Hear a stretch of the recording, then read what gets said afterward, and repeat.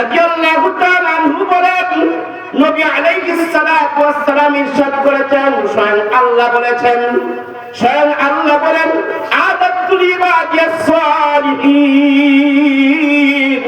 মা লা আইনুন রাআত ওয়া লা উযুনুন সামিআত ওয়া লা খাতারা আলা কলবি বাশার।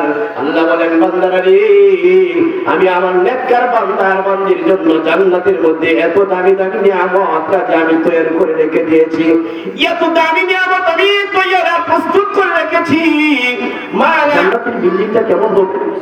দুনিয়ার এরকম বিল্ডিং এর মতোই মনে হয় নাকি? হাদিসে কুদসিতে আবু হুরায়রা থেকে বর্ণিত হাদিস, আন আবি হুরায়রা রাদিয়াল্লাহু তাআলা আনহু قال قال رسول الله صلى الله عليه وسلم قال الله تبارك وتعالى أعددت لعبادي الصالحين ما لا عين رأت ولا أذن سمعت ولا خطر على قلب بشر।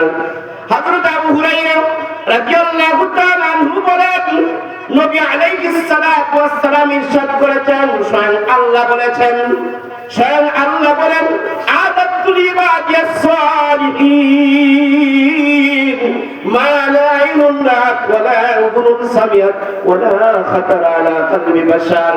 আল্লাহ বলেন, বান্দারা রে, আমি আমার নেককার বান্দার বান্দির জন্য জান্নাতের মধ্যে এত দামি দামি নিয়ামত আমি তৈরি করে রেখে দিয়েছি, এত দামি নিয়ামত আমি তৈরি প্রস্তুত করে রেখেছি।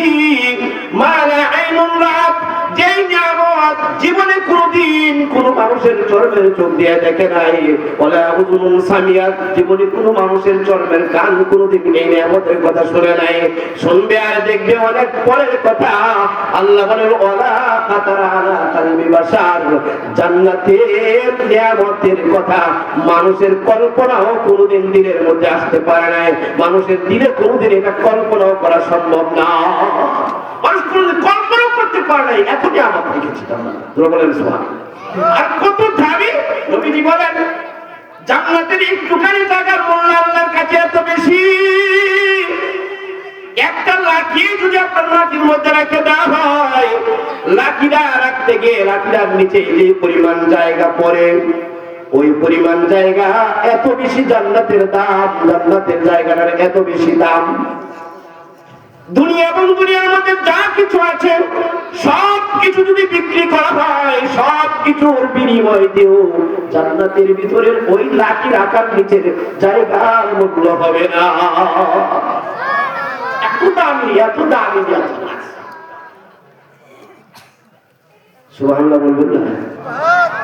এটা কি পড়ার দরকার ছিল না? বাচ্চাকে কোরআন পড়ান, বাচ্চাদেরকে কোরআন শরীফ শিখান, নিজেরা এখনো মরণের আগ পর্যন্ত আপনার সময় আছে শেখার। বলতে পারেন, আমি তো বুড়া হয়ে গেছি, এখন আর কেমনে শিখবো? ছোটবেলায় পড়ি নাই, মা বাপ হয়তো বক্তব্য দিছে, ফাঁকি ঝুঁকি করেছি, পড়ি নাই, মা বাপকে ফাঁকি দিয়েছি, ওস্তাদ ফাঁকি দিয়েছি, এখন মুখ শক্ত হয়ে গেছে, জিহ্বা শক্ত হয়ে গেছে, পড়তে পারি না। না, চেষ্টা চালিয়ে যাইতে থাকেন, চেষ্টা চালিয়ে যাইতে থাকেন। এই চেষ্টায় থাকতে থাকতে যদি আপনি অবস্থা আপনার মরণ হয়, তবে আশা করা যায় আল্লাহ আপনাকে সাহেবে কোরআন হিসেবে গ্রহণ করে নিতে পারেন। সুবহানাল্লাহ বলবেন।